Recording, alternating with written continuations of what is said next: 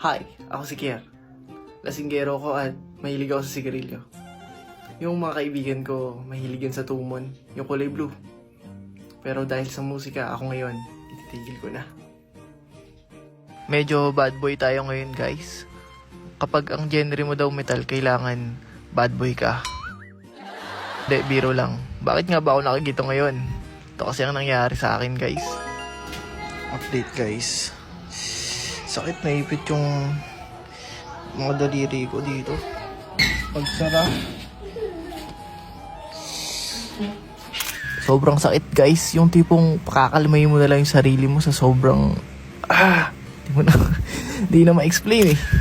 Sheesh! Kaya habang naglilinis ako ng motor sa labas, nakasaludo yung gitnang daliri ko sa determinasyon at kagustuhang matapos. Pinipilit ko na lang din. Ang challenging pa dito yung kapag i-squeeze ko yung basahan. Masakit. Sheesh! Pero magpa-practice pa rin ako kahit masakit ang aking daliri.